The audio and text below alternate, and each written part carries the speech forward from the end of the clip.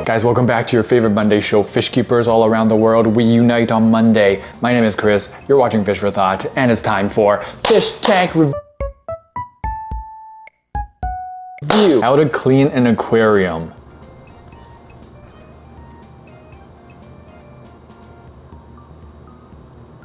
Oh, no. Bro, I got caught lacking. I was about to be like, what's wrong with that? Looks like an algae scrub. Doesn't look like they're doing anything too crazy. It's not a fish bowl. They're not abusing fish. What is the point of this video? Holy cow, I need my morning coffee. Go back and see for yourself. How many of you, comments down below, be honest, how many of you didn't get it, just like me? And how many of you took as long as me? Thinking inside the box still, I see. I have to hand it to her. Very creative stuff, you know. Sometimes when you limit yourself to a box, it actually gets more creative. Nobody has ever designed this contraption to be used like this. That is Gigabrain. 7D chess. Do not let them know your next move. This is what AI thinks we do as fish keepers. For anyone who doesn't get this, it's a cleaner with a magnet. So you put a piece on both sides and you hold the outside one, and when you move it, the inside cleaner moves along so you don't have to reach into the water. That's for simpletons. That's for losers who don't know how to think inside the box. Okay, but then how do you know she didn't do that already and is now cleaning the outside?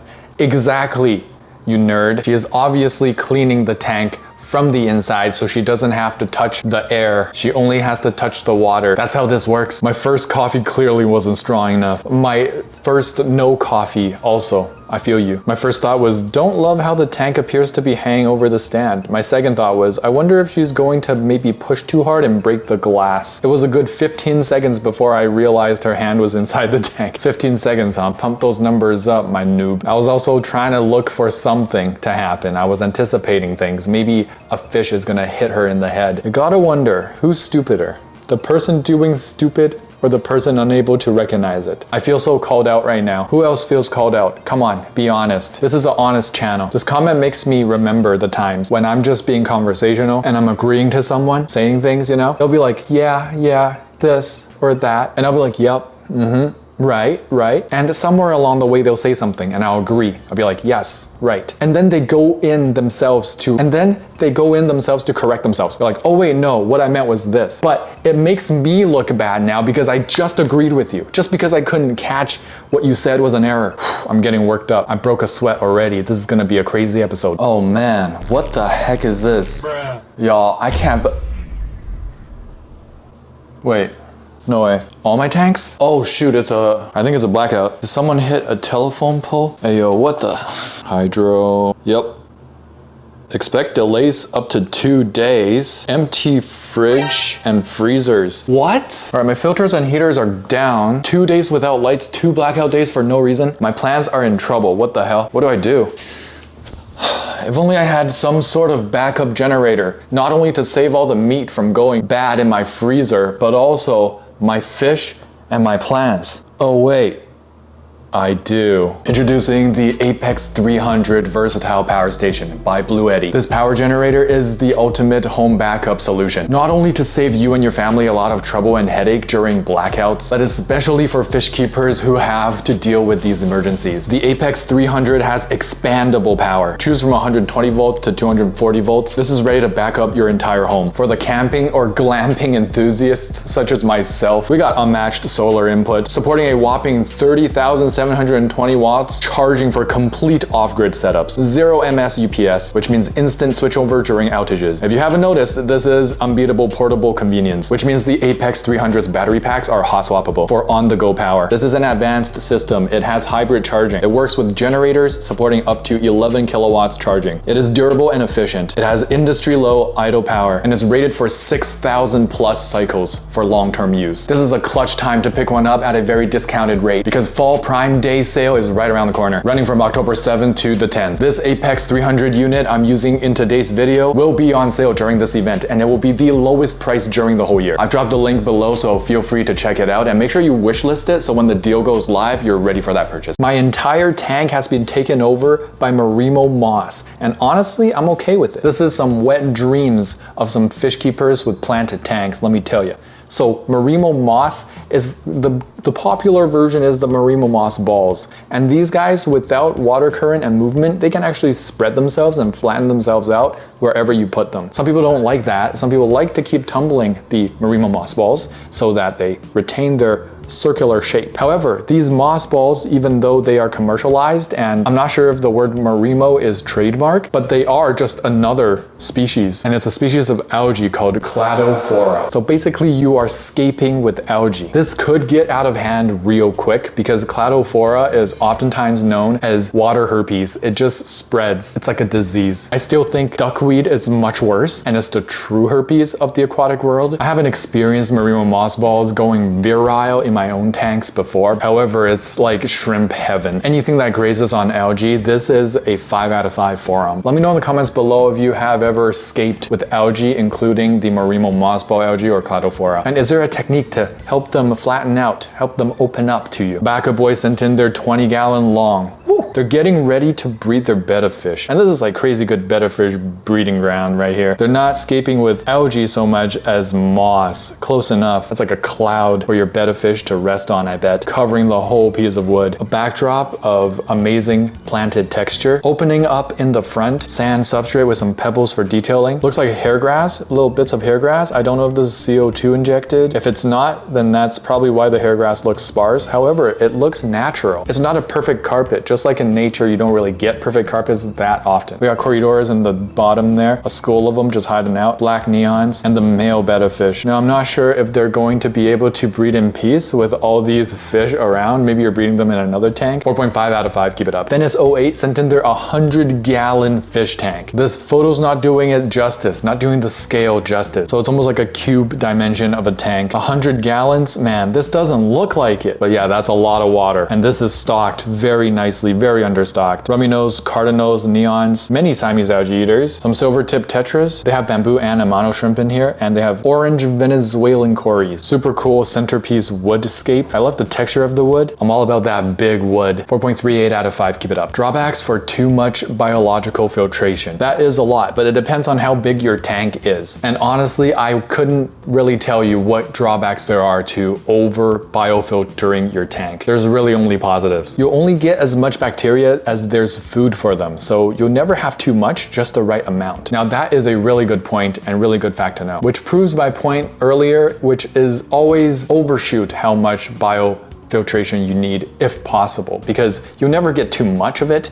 You never overdose on beneficial bacteria, but if you have too little biological filtration, the chances are there might not be enough surface area for your beneficial bacteria to grow. That's a well-known fact. I have a very high bio load. Brag about it on your Tinder. My load is big. This sounds like you poop a lot and it's cracking me up. Another great example of fish keeping jargon. You should see my Discord server. Our staff logs keep getting flagged from people saying, my fish are horny. I can't wait for these guys to have sex and have babies. This is the horniest loach I've ever seen in my life. Overall fun stuff. Olive sent in their first fish tank ever. Oh man, that is not too bad for a first fish tank, let me tell you that, okay? It could have been much worse, much worse. First of all, I like your taste in fish tanks. Nice rimless, clean glass. You got the filter, you got the heater, you got the light, you got the live plants. Now, I'm not sure what kind of plants I'm looking at here. It looks like variegated pothos down here. Now, pothos, it might look like it can survive in the water, but it's not permanent. If you're trying to make pothos survive under the water, you have to at least place it pretty close to the surface somewhere so that it can grow new shoots out into the atmosphere. What am I? Here's the main issue with this fish tank. You have too many fish, I believe. And glowfish really need places to swim. They need a lot of space. They need a bigger tank than this, preferably long. Just because they're glowfish doesn't mean all of a sudden they're a novelty fish, right? There are still just some sort of skirt tetra. And tetras, especially these skirt tetras, they like to just school in huge areas of water. Give them at least a 20-gallon. Long. This is gonna be unrated, but I'll just say like there has been much worse first tanks. Come on. Good job, Oliver. Keep it up. Never stop trying to improve. Okay, so there's this sociopathic clownfish that loves to whip salt water directly into its owner's eyes. Now, this is the first time I've heard anything like this. I feel like I just got splashed. I feel like I got the 4D experience right there. Man, salt water directly to the eyes. What did he do to you, dog? Nemo really on tilt today. Now here's another clownfish being a clown. What up with clownfish? I didn't know they were feisty like this, man.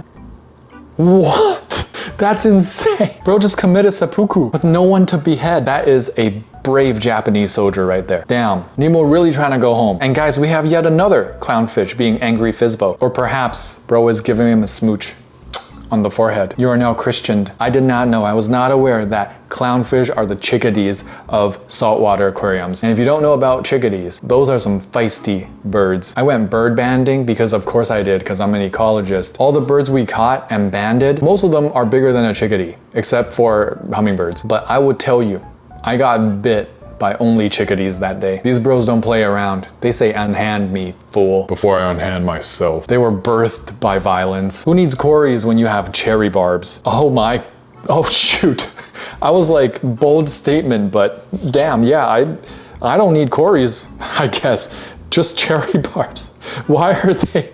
What kind of adaptation is this? Head first, huh? There's some goodies down there. These guys are so silly, wow. I did not know about cherry barbs behaving like cories. Rainbow fish changing color. Finally, a good representation of why they call them rainbow fish. Every time I see the word rainbow fish and then I look at the fish, I'm like, there's 2 rainbows max. And actually, bro is changing color, but it's still like at most 3 colors if you count white as a color. I don't get it. I guess as a whole genus, a whole family of rainbow fish, they come in all sorts of colors, but so do tetras. You know what I mean? Like rummy nose tetras, blue neons, black skirts, white skirts, black phantoms, scissor tails, lamp eyes. What? Tetras are the new rainbow fish. Deal with it. Is this wood safe? Oh no. Oh no. No.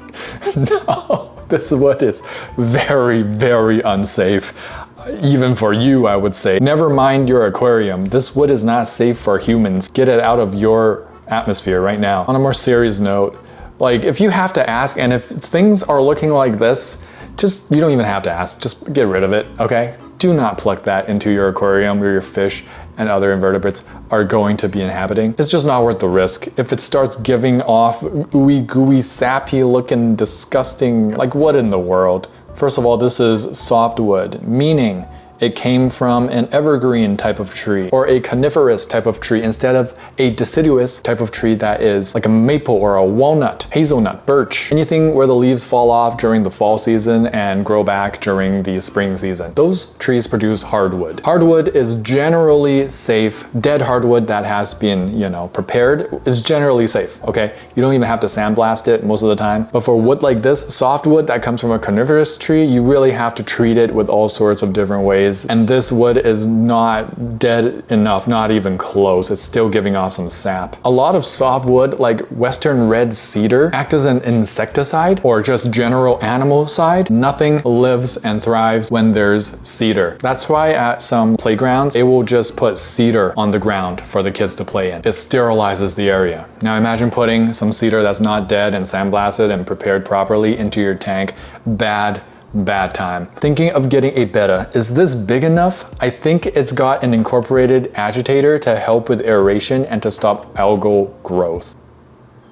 Hey yo, you made me say all that just to Discord, I'm coming for you. Thought I'd share my second cavescape. If I remember correctly, we made a video about this and this might be the same guy who made that first cave type scape. This is kind of like an amelioration in all fronts. Better than the last one. It looks much more natural. This guy got experience on his hands now. The top looks marvelous. It could be just its own scape altogether. Fantastic, that's a 5 out of 5. But then nobody expects, just panning down right there. A beautiful cave system. I need to like get this technique down. How does he do it? It's so cool and satisfying to see your fish just venturing between the worlds. Oh, POV, me fighting for my life trying to catch my fish and he thinks it's some kind of game. Let me make something very clear for you right here, right now. That fish does not think or feel like it's playing a game. I can guarantee you that. That's the FFT, certified stamp of approval and guarantee. To be honest, you are playing more of a game than the fish is. Whatever you are feeling, whatever stress you are feeling, that fish feels it 100 times more. Whatever cortisol levels you have,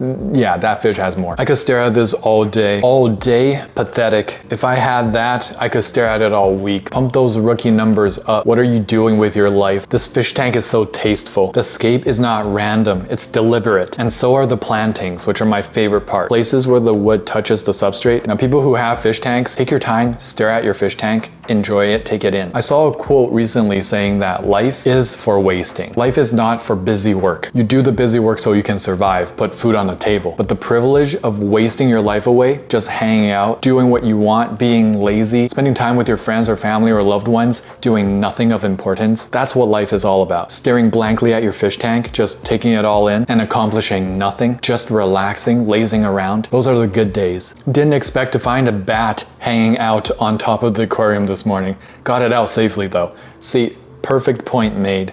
Sometimes you can't afford to just stare at your tank because there is a freaking bat on the light. These lights get warm. I don't know how this bat is not burnt. I'm pretty sure bats, like cats, do like warm spots. These lights do heat up though. I burn my finger if I keep my hand on some of my lights for too long. Is bro really all right? Also, where the hell do you live that you just have a bat on your light on top of your aquarium? What kind of hitchhiker is this? Also, by the way, if you do have a bat situation going on and if you do see some scratches or bites, please go get your rabies shot or at least go check it out. It ain't no joke out here, all right? Guys, welcome back to the end of the episode. Thank you so much for watching. Thank you so much for enjoying the content. Before I let you guys go, here's this week's Katwa. Do you remember what was your first fish that you've ever owned? Let me know in the comments below, and bonus Katwa if you know my first fish that I've ever owned. This is a hard one, all right? I haven't really told you guys what it is, but educated guesses. Thank you so much for watching. If you enjoyed, please smash that like button and subscribe. There'll be more videos to come, and don't forget to get your hands wet. Tetra, we in a spot, coming in hot, ventral fin dot, acclimate that. With my shoal at, cure my fin rod from Cariciformes to Paracharodon. Hold on, there's not another fish that you can wish for. Lit fam sus, I finna one, I finna gone 3 days without furt. I'm an addict, like fanatic, I'm a baddest, no tabs, only dirt. My Cory gang so loyal, black Tetra go skirt. We came to play, came to silence, gang.